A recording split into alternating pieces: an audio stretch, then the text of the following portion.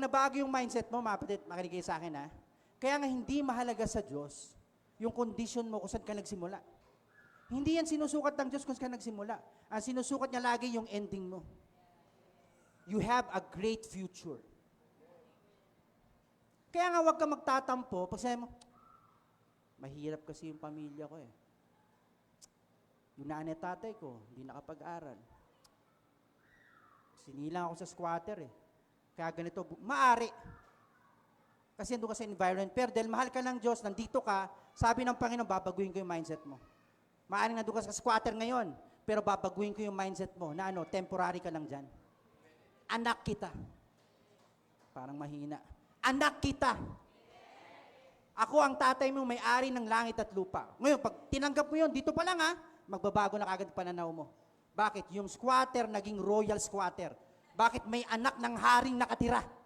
Parang hindi nyo na-gets ba kapatid, may anak ng haring nakatira. At magandang istorya. Duri mo, dito ka nagsimula, dito ka na ngayon. Napakagandang testimonya. Paano ka napunta rito? Dahil yan sa Kanya. Palakpakan natin ang Panginoon. Amen? O sige. So, start na tayo ng message. Introduction yun. Introduction lang pala. No? Sige, next. Look at this. Ito maganda mga kapatid. Gusto ko ito eh. Sabi niya, yours, O Lord, is the greatness. Tingnan mo ha, sa Kanya lahat eh. The power and the glory. The victory. Pero pati yung victory mo, Kanya pala. Ay, wala nakagets. And the majesty. So, for all that is heaven and in earth is yours. Tingnan mo, sa Kanya lahat ha. Yours is the kingdom, O Lord, and you are exalted as head over all. Sabi niya, both riches and honor come from you. Sino gusto ng riches? Nahihiya pa kayo. Ulit, sino gusto ng riches? Ulit, nahihiya pa kayo. Sino gusto ng riches? Sige, nahihiya pa yung iba. Ulit. Sino gusto ng riches? Ayaw kayo mahiya. Yung tatay mo may-ari, siya meron, no? Ay, say amen. Tama ba? Sino gusto ng honor? Meron tayong picture dyan ni Nora. Say amen. Libre mamaya. Itong honor, honor. Ay, wala. Sige, wala. Mga Kindian, dito lang tayo makipag-usap sa mga, si superstar, no? Sabi hindi, Pastor, Bilmanian kami. Ay, say amen. Okay lang. Ay, Saronian pala, no? Kaya palang gagaling, ano? Ang dami palang Saronian dito, no? Ngayon, alam ko na. Joke lang. Oh, look at this. Sabi niya, and you reign over all. Ito maganda. In your hand is power and might. In your hand is to make great and to give strength to all. Nasaan daw? Nasa kamay ni tatay. Ang Diyos nasa kanyang kamay. Ito maganda mga kapatid, yung kamay niya, hindi lang basta kamay yan, nagmamahal na kamay. Kaya itong mga ito, kaya niyang ibigay kasi binigay niya na yung best. Compare dito. Inferior to eh. Inferior compare kay Jesus Christ. Doon ako lagi nakatingin eh. Actually, kaya ka magkakaroon nito dahil nasa iyo si Kristo. Parang mahina. Kaya nga ito ibibigay sa iyo, bonus nga lang to eh. Bonus. Kasi nasa iyo na yung the everything. The King is in you right now. Tama ba? Kaya ito, pag naging revelation sa iyo mga kapatid, hindi mo ngayon i-assess yung buhay mo based on your temporary situation. Kung maaaring nag-i-struggle ka ngayon lang yan. Ang tawag yan, season lang. Huwag mo i-define. Kung medyo yung financial mo nag-i-struggle, huwag mong sasabihin, gipit na gipit ako, wag. Kasi hindi ka gipit. Ulitin ko nga. Hindi ka gipit, pinagpala ka eh. Kasi pag sinabi mong gipit ka, kinokontra mo kung sino ka. Wag. So kung may financial struggle, huwag mo sabihin gipit. Tinuturuan lang ako ng Panginoon. Hinahanda ako sa much more. Okay? Tama ba mga kapatid? Ito maganda mga kapatid eh. Yung kamay kasi ng Panginoon, laging handang magbigay. Naalala niyo yung story ni King Solomon. Nung bago siya, umupo sa trono, si King David, namatay na, kinausap siya ng Panginoon, naalala niyo. Sabi niya, Solomon, anong gusto mo? riches and honor. Ano sabi niya? Sharon, joke lang. Pinapili siya, di ba? Ano sabi ni Solomon? Understanding heart. Gusto ko wisdom, Lord. Di ba? Sabi ng Lord, sige, bibigay ko sa yung wisdom. Tinan mo yung puso ni tatay. Pero yung hindi mo hiningi, ibibigay ko pa rin sa'yo. Parang hindi niya yata nag-gets yata ang puso ni tatay. Pinapili siya ng gusto mo eh. Parang ganito, anak, gusto mong kotse, green o red? Red. Sabi ni Daddy God, kunin mo na yung red, anak. Yung green na hindi mo pinili, ibibigay ko rin sa'yo. Hindi niya yata uli nag-gets eh. Ganon ka-generous yung tatay natin sa langit. Kasi nagmamahal. Now, eto nakita ko. Bakit nung pinili ni Solomon yung wisdom, binigay yung riches and honor? Ano nyo, bakit? Kasi automatic. Pag may wisdom ka, riches and honor will follow you. Deeper ano tayo? Ang ibig sabihin, kasi yung wisdom doon, hindi lang wisdom yon, points to Jesus Christ, the wisdom of God. Kaya nga lahat ng anak ng Diyos, may wisdom ka na eh. Nandito. Kaya yung riches and honor, susunod lang sa'yo. Alam mo bakit kayo nag-struggle sa riches and honor? Hinahanap nyo kasi. Naghahanapan kayo eh. Hinahanap ko ng riches, hinahanap mo din. Sa tingin makakatagpuan kayo. Psalms 23 verse 6, mercy, diba? And goodness will follow you all the days of, tinan mo, ang goodness daw and mercy will follow you. Kaya wag mong hanapin.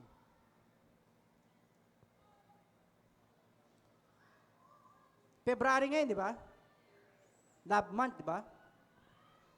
Wag mong hanapin. Will follow you. Ano ibig sabihin, malay mo, nasa likod mo lang yan. Tumingin ka naman sa likod, 15, ano? Sino pa nasa likod? Basta, di ba? Will follow you. Na ito maganda ito, mga kapatid. Ang principle kasi, bakit to follow you? Kasi ang importante, hindi yung nasa likod, kung sino yung nasa harap. Sa Psalms 23, ang nasa harap is yung shepherd. Ibig sabihin, ang focus mo lagi is your shepherd. Si Jesus Christ, kung saan ka dadalhin. Yes, Lord. Bakit yun lahat? Susunod lang. Palakpakan natin ang Panginoon. Sige na nga. Okay. Sabi daw, the God of portion, ito nakita ko mga kapatid, Ecclesiastes. Sabi niya, moreover, the profit of the land is for all. Tinan mo, pag sabihin land, lahat dito sa earth ng yaman, para daw sa lahat eh.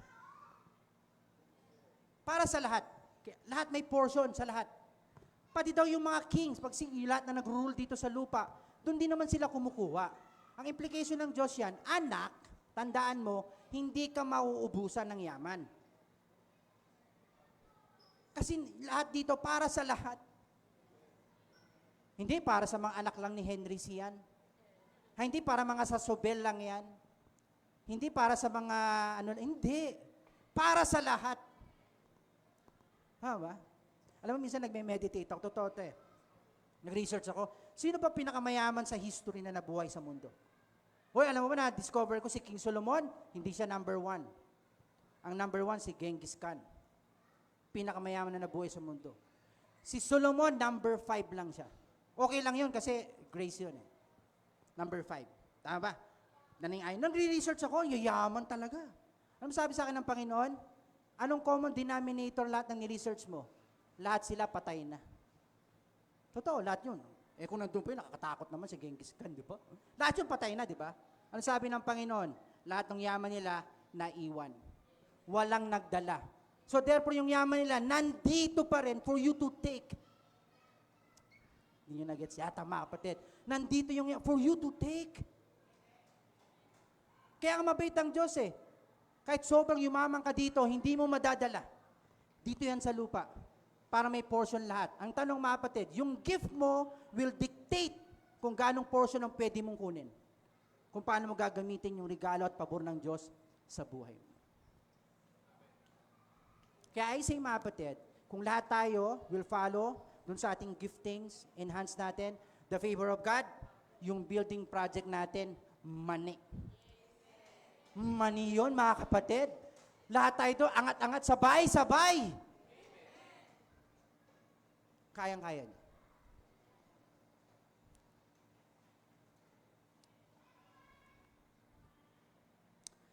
Sabi nga nila, Doc Chuck sa akin kahapon, nakita kasi nila yung post natin. Sabi niya, Pastor Cha, grabe naman yung building project nyo. Nakaka-amaze naman. Nakakatuwa. Amen talaga. Sabi ko, sa favor ng Panginoon. No? Sabi nung sister-in-law niya, nag-church sila sa CCF, sa Maine. Doon sila nag-church eh. Sabi ko, yung CCF, ganun din. Sabi nila, parang hindi church, pero church. Sabi ko, actually, isa sa mga yan naging inspirasyon ko. Yung church mo, hindi churchy. Di ba? Parang hindi church, pero pumasok ka, church pala. So, sabi ko, parang ganun. Sabi niya, kamusta naman yung nyo, Pastor? Saan kayo nag-stay? So, kwento ko, meron kaming temporary bago yung dito sa Teoniana, sabi ko sa kanila. Talaga? Tapos sinabi ko yung testimony. Namangha lalo siya. Talaga? Stay kayo doon for 1 year? For free?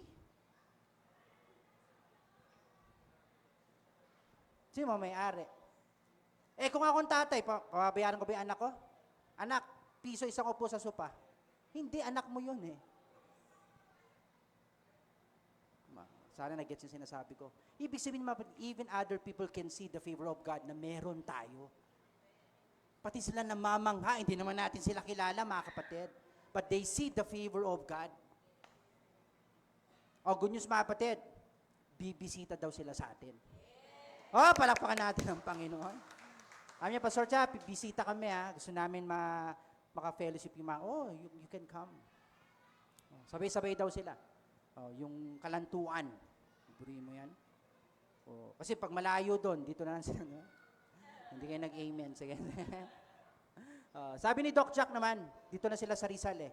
So, sabi niya, ang tawag sa kasi brother hindi pastor. Sabi niya, brother, dito na kami sa Rizal, wala sa Quezon City. So, pag free kami ni Den, sa inyo kami mag-church. Palakpakan natin. So, we welcome natin yan, no? Sila pa din. Sabi niya, you are loaded, no? Sabi na, tinan mo ito, mga kapatid. Konti na lang ito, mga kapatid. Mga dalawa na lang ito. 20 verse na eh. Sabi niya, then one of the servant answered. Ayan.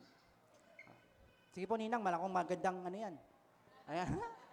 Baka lupa yan, Ninang, ha? Alam mo na. Sabi niya, look, I have seen, sabi niya, a son of Jesse. Sino to? Si David. Who is skillful in playing. Tinan mo si David, ha? Mighty man of valor, a man of war, prudent in speech, and handsome person. Talagang pinush ni Lord si David, Sobrang pagka-push naman niya, talagang paborito eh. Pero tinan mo, mga kapatid, ang revelation ng Panginoon, si David, ikaw yan, ako yan. Hindi kayo naniwala. Pag David, ikaw yan, ako yan eh. So therefore, sinasabi ng Panginoon, kung si David, mga kapatid, loaded ng gift po, skillful in playing, mighty man of valor, ibig sabihin matapang sa pakipaggera, a man of war, prudent, eloquent, handsome. Hindi nyo napansin yung handsome huli? Hindi nyo napansin? Yung handsome huli. Bakit? Ang point ng Panginoon, yung maitsura, list yan eh. Actually, kaya siya magkaroon ng itsura because dun sa mga gift na meron siya. Ang tao naging attractive pag nandun ka sa regalo mo. So, totoo lang. Gamitin mo yung regalo mo kung saan ka magaling, attractive ka. Dati walang pumapansin, ngayon may pumapansin na. Kasi you're using your gift. Good news, mga kapatid. Bilangin natin kung ilang gift yan. Sabi niya una, skillful in playing, 1. Mighty man, 2. Man of war, 3. Prudent speech, 4. Handsome, 5. I rest my case. Grace gifts. Ibig sabihin, lahat ng anak ng Diyos may 5 gift na binigay ng Diyos. Tingnan mo yung katabi mo. Sige po, kaliwat kanan. 5 regalo na magaling ka. Inherent ability. 5. Baka isa pa lang ginagamit mo, kapatid. May 4 pa. Baka 2 pa lang. May 3 ka pa. Yung panghuli, alam ko na eh. Handsome at magaganda, nakita ko na. Ay, hindi lang nag-amen. Kalimutan nyo na yung sinabi kong huli. yung huli, obvious na obvious naman. Gipin na. Iba talaga ang King of Grace, tindi ng kumpiyansa, astig. Tama ba? We are loaded. Ganun kabuti si tatay. Ibig sabihin, mga kapatid, ganito. Pag may pinapagawa siyang malaki, you are ready to accomplish it. O, welcome naman natin. Welcome kay Labmin, no? Yan. Ang kapatid natin sa MLF. Ayan, welcome. In-invite ko yan last year pa. Di ba? Welcome, Labmin. Sabi sa'yo, makakating ka rin dito. Ayan, siya po nag-ahead sa MLF, towing and tracking natin. Yung satellite natin yan sa Maggie Road. O, palapakan naman natin. No? Ayan, siya ang CEO dyan, nagmamanage dyan. O, nung last Saturday, ang ganda ng aming Bible study, no? Meron pa kaming warfare doon. So, welcome, Labmin. Sinabi ni Labmin, mga kapatid, sabihin ko na, sabi niya sa akin, pag ginagawa na doon yung building, at kailangan natin ng mga truck at mga crane for free. Sabi ni Labmin. Tama, Labmin, no? Kayo lang daw magtutulak kasi walang gas. Hindi, joke lang, Labmin. Kasama siyempre yung gas, no?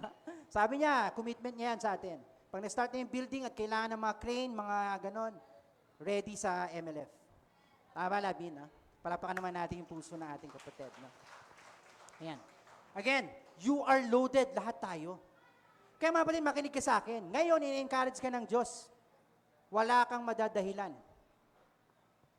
para hindi umangat ang buhay mo. Actually, God is expecting you. Ulitin ko, God is expecting everyone.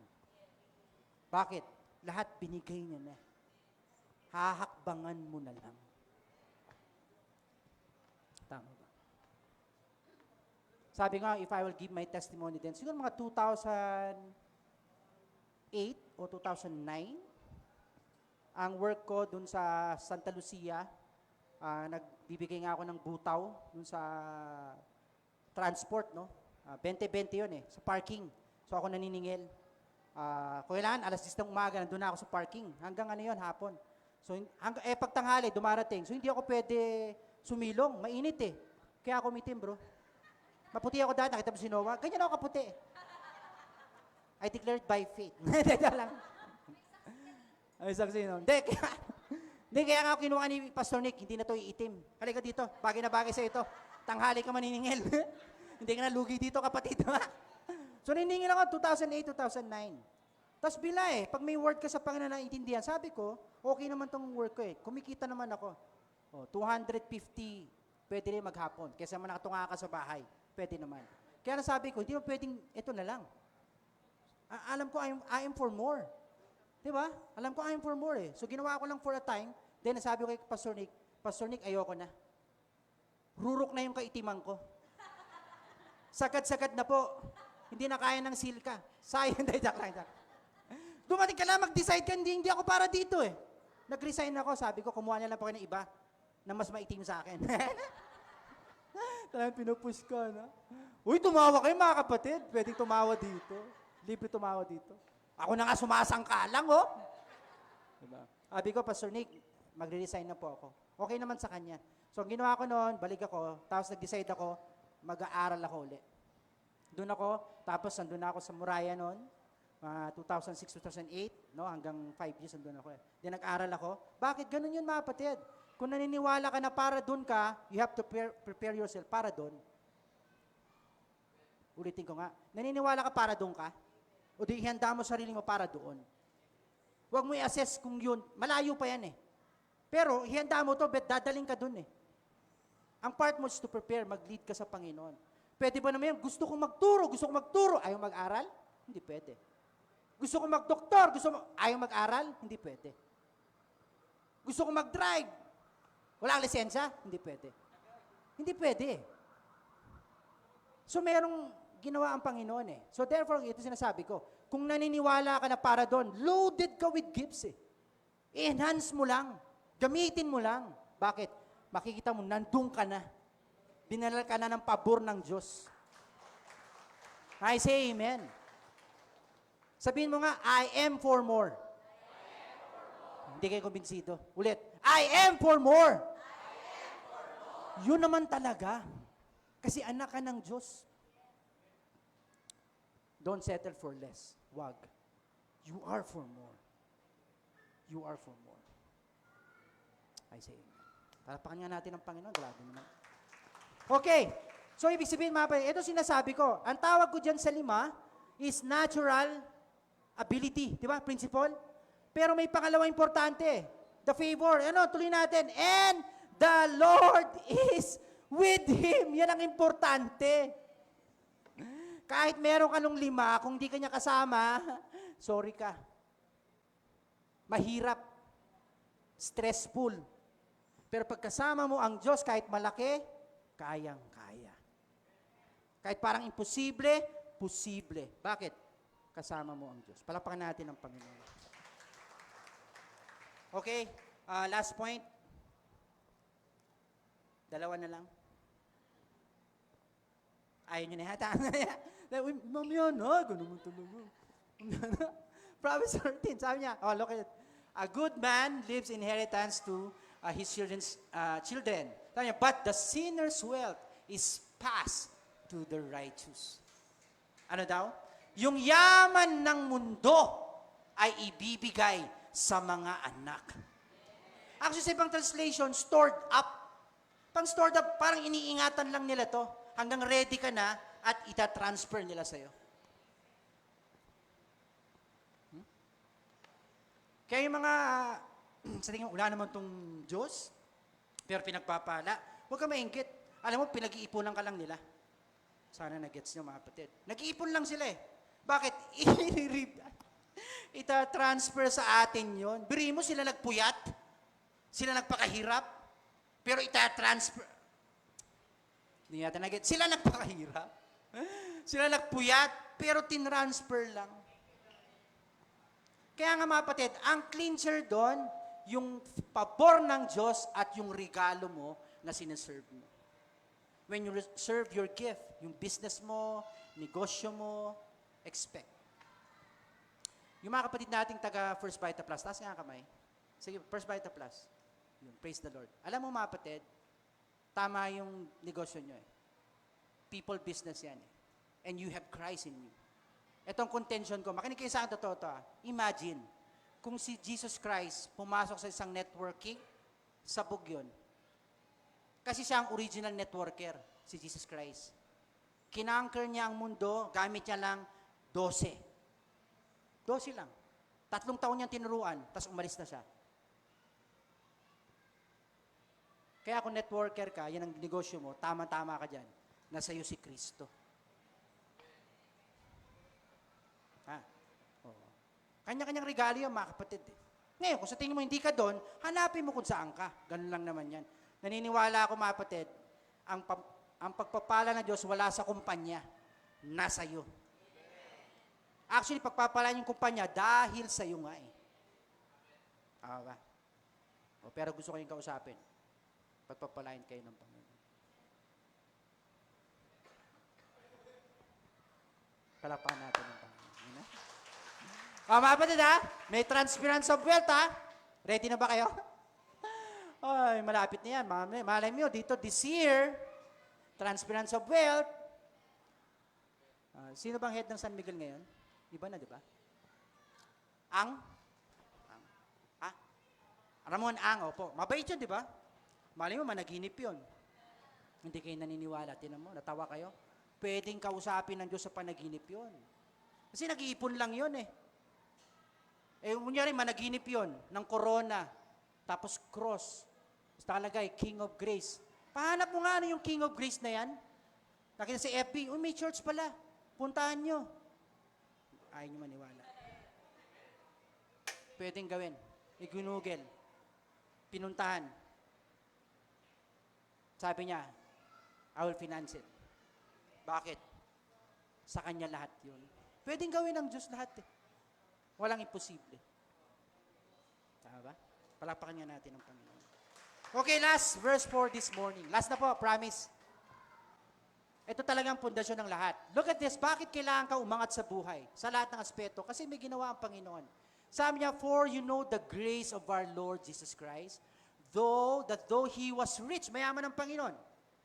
May-ari na lahat ng bagay. Do you agree? Yes. Yet for our sake, He became poor. Kaya pag nagbasa ka ng Biblia, mga kapatid, si Jesus Christ, kita mo, di ba?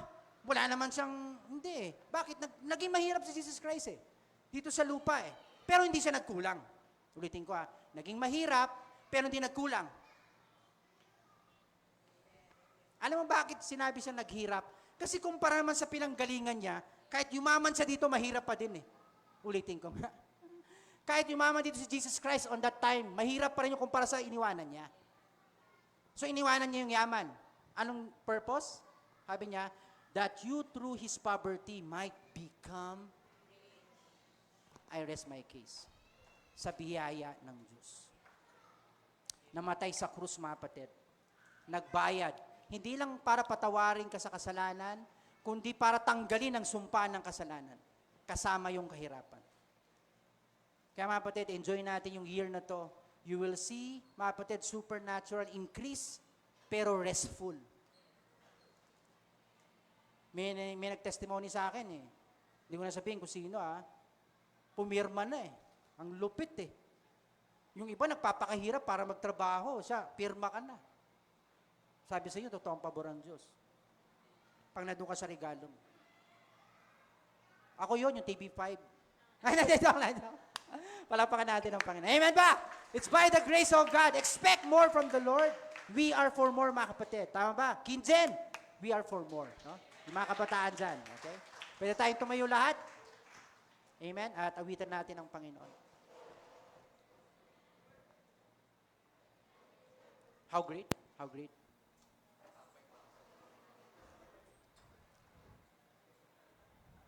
Let's remain in the spirit of worship, mga kapatid.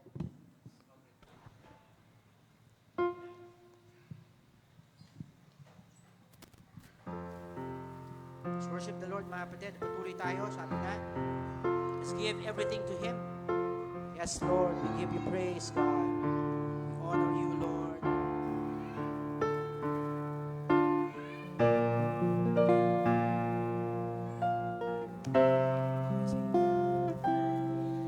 The splendor of a king, clothed in majesty, let all the earth rejoice. Yes, Lord. All the earth rejoice. Thank you, God. Thank you, God. He wraps Himself in light. Amen, Abba. And darkness tries to hide, trembles at His voice, trembles at His voice. How great is our God? Sing with me, how great is our God, and all will see how great is our God. Worship the Lord, worship the Lord.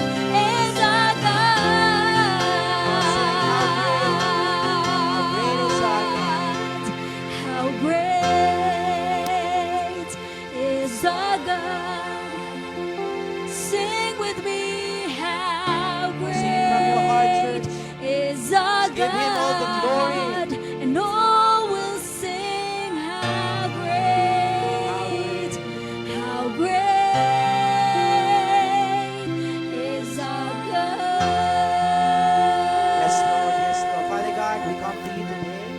Lord, una sa lahat, nagpapasalamat din